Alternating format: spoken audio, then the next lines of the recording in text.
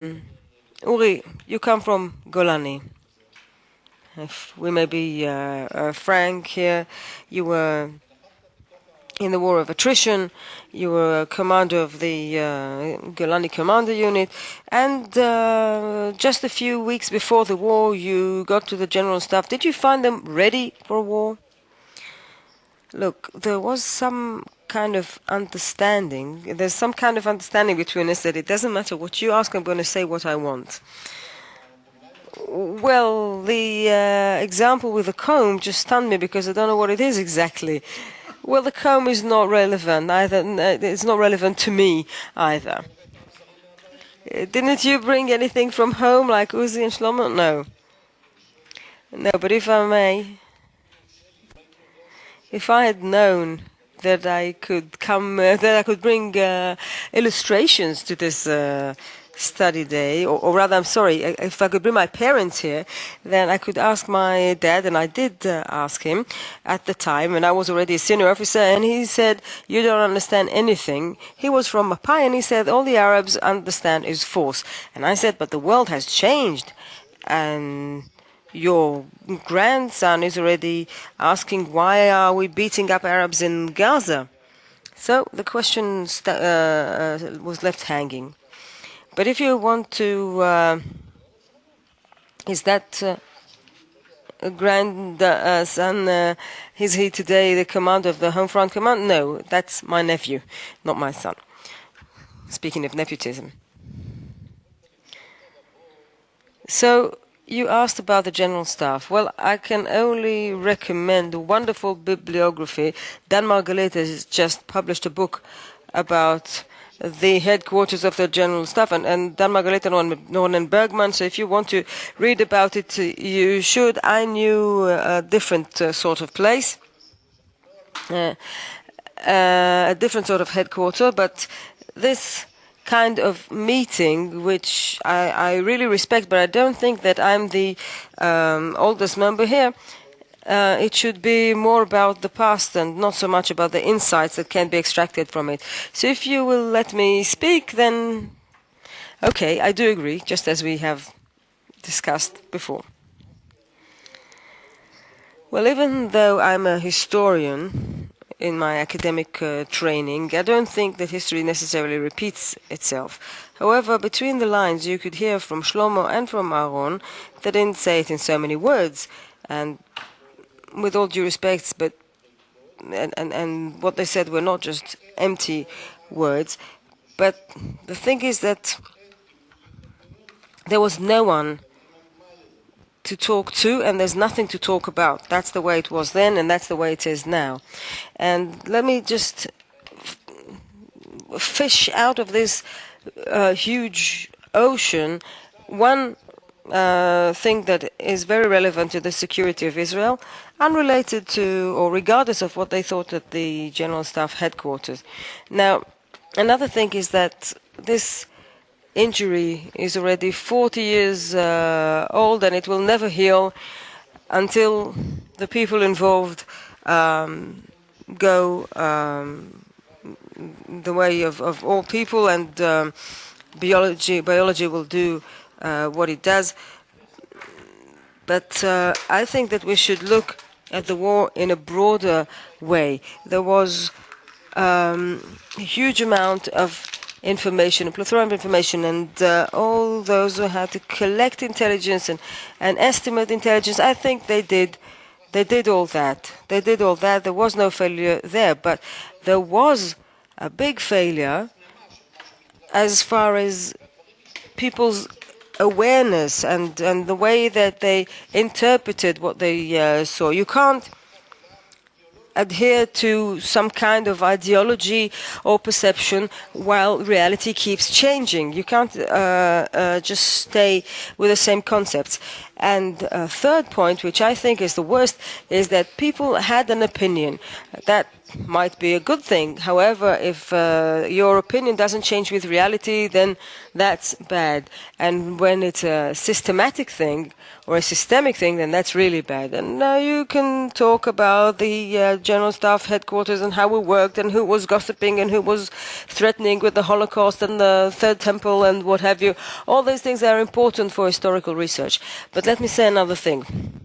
In the context of 1973, for the first time, I'm a graduate of 67 and the War of Attrition as well, and we must ask ourselves, weren't those wars the first seeds of what happened in 1973? It's not just a tactical issue. And this leads me to the next question, if I'm allowed to ask it, and I can see that the chairman agrees. So this so well-known adage that the Arabs only understand force, maybe that's true about us as well. Maybe we also only understand force or crisis.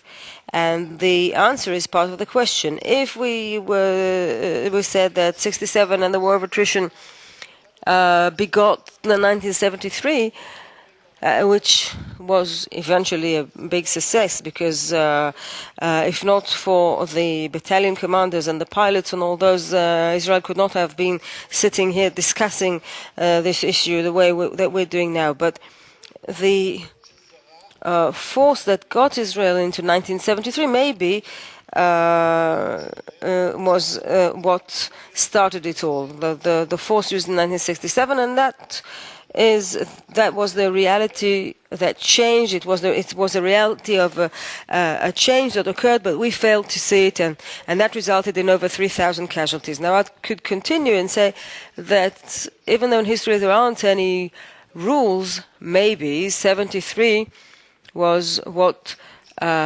started off or kicked off the process that led to the peace agreement in 1977 with Egypt, and eventually led to Oslo, which started after we finally understood in 1987 that our mistress from 1967 is not what we bargained for, because now she started throwing stones at us.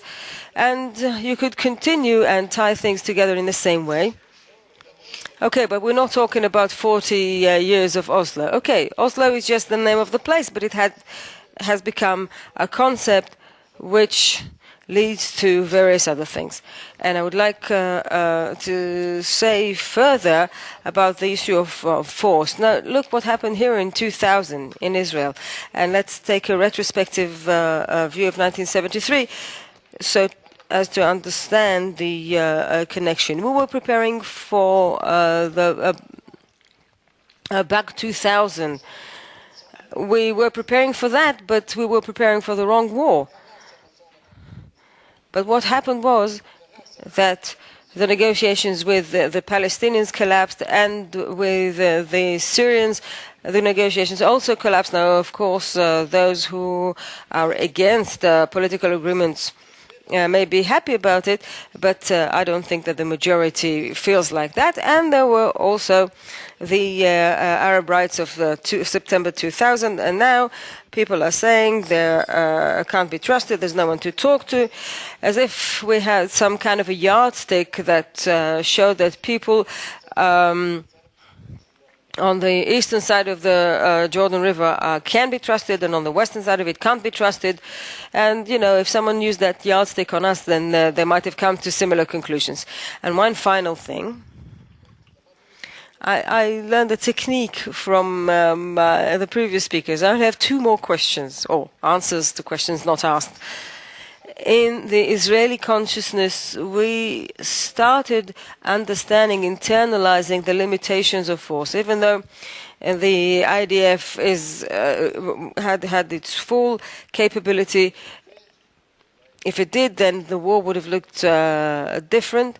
But hopefully, we understood the limitations of force. Sometimes the weaker party has an advantage if they use the right kind of weapons, such as the diplomatic weapons or terrorism, on the other hand. And then they can achieve some very big achievements, and this is something that we have learned already in the hard way. Now, people here talked about the political echelon and the political assessment of the intelligence. Now, I don't think that intelligence should be should be right. If it is right, then it falls in love with its own estimate. What kind of judgment do you use, after all? Let us say that the intelligence would have said that we should mobilize the reserve units, and we would have done that, and then there would be no war. So then what would have happened? I think that anyone who says that the intelligence was wrong just doesn't understand what intelligence work is all about. We are average people, we have weaknesses, we have all kinds of instincts, and we can't be that pure, and that's good.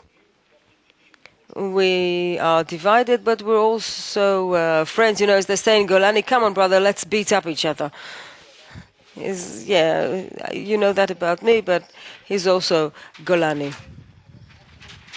And that's why the intelligence estimate is just some historical research trying to explain to decision makers not what is going to happen, but rather what might happen, what is possible in the future, and then the decision makers have to use their subjective mind to prepare, to decide what to prepare for. You can't prepare for every eventuality, and this is what the decision makers have to do, and the intelligence is only there to provide the input.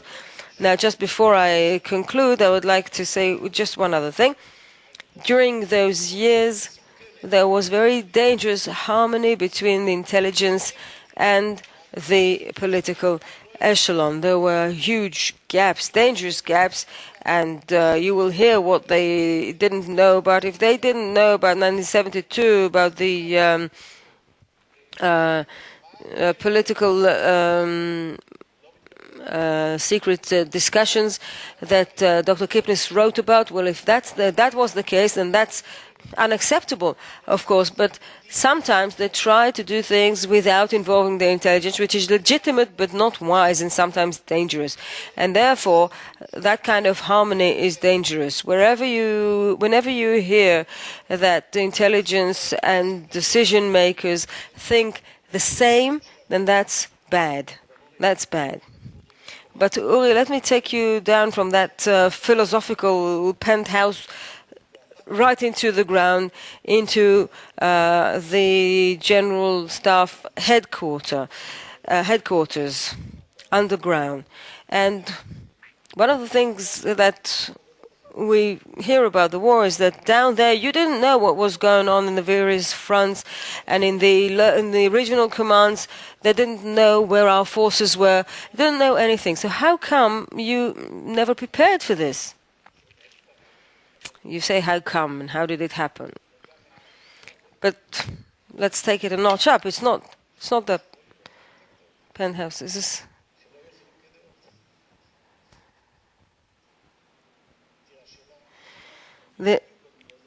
I'm going to answer that question, but first of all, look at the huge gap that there was between the ideology and estimate of the political echelon and the operative preparedness on the ground. There is so that's something which is inconceivable. If you talk about the operation concept in the north, in the south, doesn't know what they're talking about. The Bar-Lev line doesn't even reflect that. The headquarters was the headquarters, but as you said, I came from Golani, and then there was the war of attrition, and 3 months before the war, I suddenly got into headquarters, and there were various generals there who tried to somehow put things together. And the technical work that was done there, I don't think that this is what we should be talking about, but obviously decision-making by Dado, Chief of Staff, who was very good on the operational level, but he took his decisions not in the headquarters, but out in the field. He understood that in order to understand what was going on, he had to go down south and up north, and that's a very well-known way of doing things. They travel here and travel there, and in the headquarters they did the technical work. That's not where the strategic thinking is done. It was the tactical and operative work that was done there. And there were many problems there as well on the technical side, but that's easy to fix because it's methodology and nothing more.